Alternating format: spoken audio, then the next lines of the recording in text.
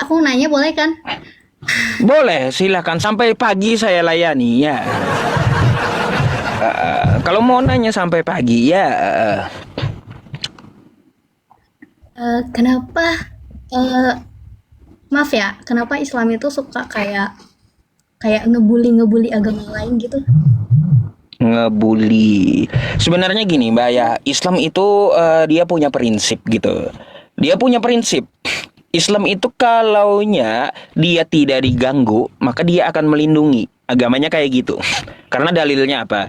La yanhakumullahu 'anil ladzina lam yuqatilukum fiddin. Allah tidak melarang kamu untuk berbuat baik kepada agama lain, berbuat adil kepada agama yang lain yang tidak memusuhi agama Islam. Kan kayak gitu. Nah, jadi kalau Islamnya tidak dimusuhi, maka Islam akan melindungi orang di luar agama Islam. Tetapi beda lagi, Mbak. Kalau Islamnya duluan diperangi, dimusuhi. Nah, ini yang apa? Yang berat gitu. Yang berat. Kenapa? Karena Islamnya tidak akan mundur kalau sudah dimulai duluan. Gitu. Oh iya benar. Tapi maaf ya, Hmm? waktu itu kan aku pernah sekolah di negeri ya. Ini pengalaman pribadi. Itu teman-teman aku tuh kayak anggap aku tuh kayak aneh, kayak saya tuh kayak baru lihat agama lain kayak nggak tolerannya itu dikit banget dan sampai sekarang aku tuh emang aneh lihatnya kok kayak emang kenapa kok kalian bully emang kenapa kayak gitu tuh kenapa kalau Sebenar- beda agama. Sebenarnya nggak ada sih ajaran Islam itu membuli agama lain. Lakum dinukum waliyadin, bagimu agamamu dan bagiku agamaku gitu. Selama Islam tidak diganggu, itu Islam akan melindungi, Mbak. Itu ajarannya. Jadi kalau teman-teman Anda ya mungkin di sekolah dulu ya mungkin dia belum memperdalam Islamnya, mungkin seperti itulah kayak gitu. Belum tahu betul ajaran Islam sebenarnya seperti apa, kan kayak gitu. Mungkin seperti itu, Mbak. Jadi jangan juga diambil hati ya kalau teman-temannya kamu beda agama. Jadi sinis kayak gitu. Mungkin dia belum belajar. Padahal ajaran Islam itu ajaran kasih yaitu apa? La yanhakumullahu 'anil ladzina lam yuqatilukum fiddin. Ya, Allah tidak melarang kamu untuk berbuat baik kepada orang di luar agama Islam. Ya, terus juga berbuat adil kepada orang di luar agama Islam selama dia tidak memusuhi agama Islam gitu. Gitu. Jadi kalau Islamnya dimulai duluan, ya Mbak ya, dimulai duluan oleh di luar agama Islam, maka ini di sini jihad itu akan terjadi gitu. Mereka tidak akan mundur Islam itu ya, tidak akan mundur gitu sampai selesai. Itu prinsip udah gitu, Mbak. Terus kenapa aku dengar itu ya, maaf ya kak, kalian itu katanya boleh berbohong dalam tiga hal ya kan Oh, namanya baik. berbohong. Baik, berbohong tiga hal. Berbohong dalam tiga hal itu bukan menyangkut masalah agama, gitu ya. Itu di luar urusan agama. Karena di dalam agama, ya menyampaikan agama itu harus dengan kejujuran. Kalau dia berbohong, maka Allah ponis dia, Tuhan semesta alam memponis dia tidak beriman kepada Al-Quran. Di mana ayatnya? Quran surah An-Nahl ayat 105. Jadi Mbak ya, kalau di Islam boleh berbohong dalam tiga hal ya, dalam tiga hal di luar konteks agama ya. Tapi sayangnya Kristen Mbak boleh berbohong dalam segala hal. Boleh, Hmm. boleh, boleh ayatnya yang mengatakan boleh berbohong dalam segala hal itu boleh Ya ayatnya. dengan gini Mbak, dengan maksud palsu itu dengan cara kayak gimana pun dalam segala hal yang palsu. Enggak, maksudnya gini, boleh dinampakkan karena kami, aku gak pernah lihat, aku tuh sering baca juga, cuman aku gak pernah nemu tuh ayat kami boleh berbohong dalam segala hal, nggak ada kata-kata Nih begitu. nih nih. Tidak mengapa sebab bagaimanapun juga Kristus diberitakan dengan maksud palsu maupun dengan jujur. Ya, maksud palsu ini Pak maksudnya kayak gimana? Ya gimana pun caranya ya meskipun kibal bal kibul kan gitu. menghalalkan segala cara dengan maksud palsu. Yang penting dikabarkan itu Yesus gitu. Itu dalam Filipi berapa? Filipi 1:18 gitu Mbak ya. Mbak, saya punya bonus buat Mbak. Apa? Mbak tahu nggak di kitab saya tanya dulu dah. Anda itu sering baca kitab Anda nggak? Iya, sering. Sering. Boleh bacakan ini. Ini kitab Anda ya. Bentar ya Mbak ya. Nih saya buka di fisik langsung ya. Biar percaya gitu. Bentar ya teman-teman.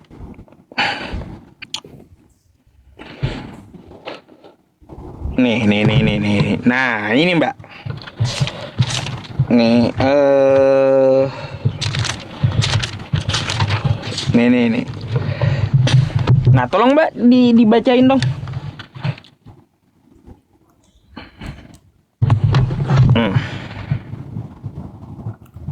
Nih, yang di layar. Nih, Yehezkiel 23. Kita baca ini aja dah. Yang mana? Nih, yang di layar saya tunjukin. Dari 1. Ayat yang pertama.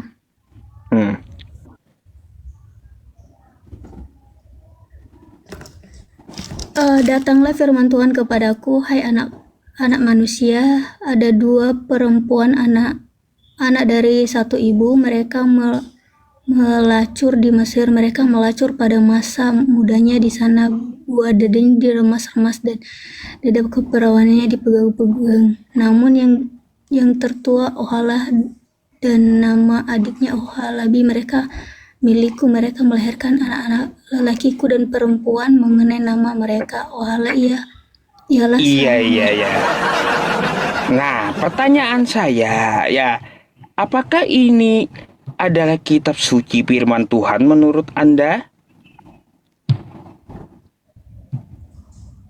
Nah, itu cuman perumpamaan. Nah, di situ Perumpamaan. Iya. keseluruhannya itu. Baik.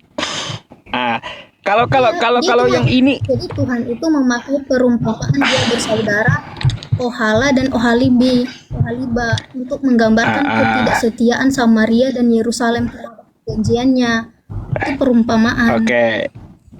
Kalau ini perumpamaan juga atau kayak gimana? Coba Anda baca. Nih. Coba bacain.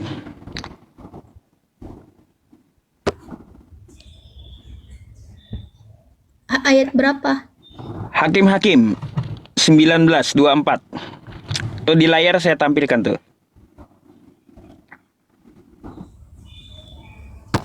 Tetapi ada anakku perempuan yang masih perawan dan juga gundik orang itu, baiklah kubawa keduanya keluar, perkosalah mereka dan berbuatlah dengan mereka apa yang kamu pandang baik, tetapi terhadap orang ini janganlah kamu berbuat noda. Apa pula tuh? Ini kata perintah nih, ini kata perintah nih, perkaos lah ya. Bukan perumpamaan lagi, tapi kata perintah.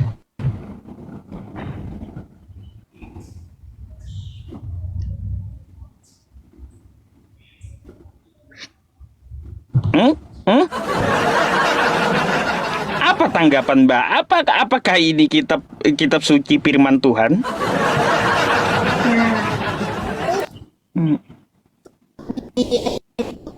Katanya kisah tragis seorang Lewi ya yang singgah di Gibea. Nah, itu ayat itu maksudnya itu menunjukkan betapa rusaknya moral orang-orang itu pada zaman itu di Gibea itu. Maka mereka itu jahat banget, kayak sudah begitu jahat dan tidak mengenal lagi nilai-nilai keadilan dan kehormatan. Tawaran untuk menyerahkan perempuan-perempuan agar tamu laki-lakinya juga selamat gitu. Ya, apa maksudnya gitu? Kok masa kitab suci memerintahkan perkaos lah? Kayak gimana? Itu kan kisah kisah tragisnya Lewi. Itu kisah tragisnya Lewi. Hmm. Kisah tragisnya Lewi. Kira-kira ya kalau menurut Anda jika Kisah itu adalah moral firman orang-orang Tuhan, itu. Enggak, jika itu adalah firman kisah Tuhan, tragis moral yang diceritakan kembali dalam Alkitab. Kisah tragis yang orang-orang pada saat itu menurun. Jadi mereka nggak tahu yang namanya moral. Mereka nggak tahu yang namanya ya kayak gitu. Yang moral nggak ada moral kayak gitu. wow, ya iya ya. Sebenarnya saya tahu ya itu ceritanya tentang apa. Yang saya pertanyakan sama Anda, ya, sama Anda nih, ya. Apakah betul firman Tuhan kayak gitu? Masa bahasanya terlalu vulgar gitu?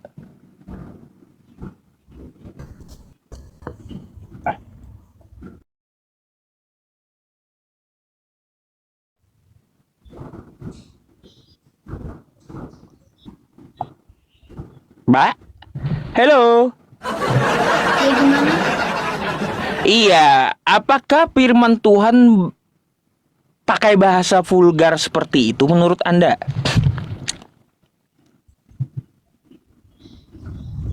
Nah, itu tuh ya kenapa ditulis dalam firman Tuhan itu untuk menutupi dosa-dosa umatnya. Atas kehancuran moral-moral pada saat itu dia menceritakan ya baik buruknya moralnya itu. Jadi Itu saat ini ceritanya, Mbak. kami Saya tahu konteks ceritanya. Yang saya tanyakan sama Anda, kira-kira Tuhan itu berfirman dengan bahasa vulgar atau tidak gitu? itu kan diterjemahkan kalau Oh, bahasa. baik. Kalau itu diterjemahkan menurut Anda ya seperti itulah bahasa terjemahan ya, terlalu vulgar gitu. Ya tidak bisa dan tidak cocok disebut kitab suci, Mbak. Coba kalau itu dibacain pakai toa gimana? Terus yang dengar anak-anak sama wanita. Oke, oke. Ini, Oh. oke. Aku punya pertanyaan. Bukankah di agama kalian itu di kitab kalian itu kan dituliskan tuh katanya percaya apa tuh bacalah Injil, jangan bacalah kitab-kitab yang sebelumnya.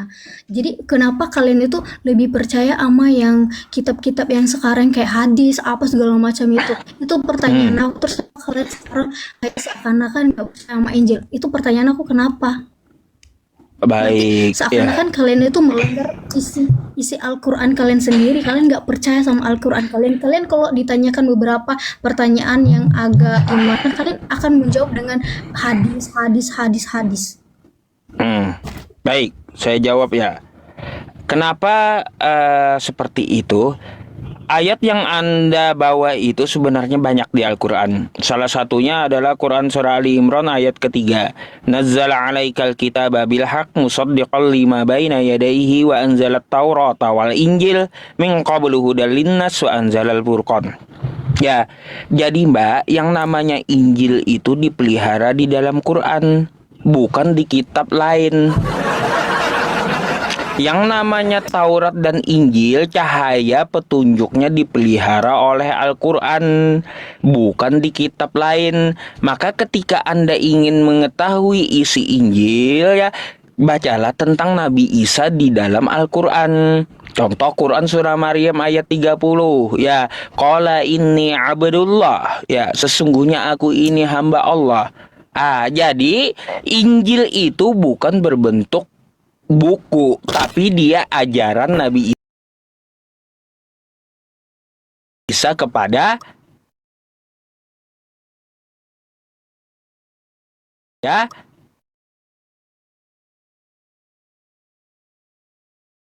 maka Allah pelihara kebenarannya di dalam Al-Quran. Nah, Al-Quran ini dia itu banyak penjelasannya. Penjelasannya karena apa? Di dalam Al-Quran itu ada hukum-hukum yang diturunkan gitu. Hukumnya contohnya seperti apa?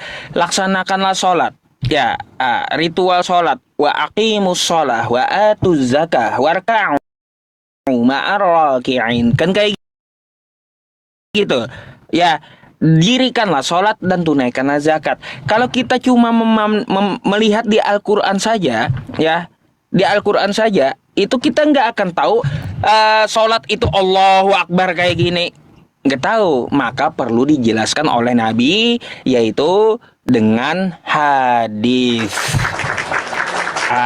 Gitu. Hadis. Lalu hadisnya bunyinya kayak gimana? Ya, sallu kama ra'aitumuni usolli. Salatlah kamu sebagaimana aku salat. Nabi angkat tangan takbir, ya kami takbir. Nabi rukuk, kami rukuk. Nabi sujud, ya kami sujud. Ya, jadi Mbak, yang namanya Injil itu bukan kitab Anda. Bukan. Kitab Anda itu adalah Bible.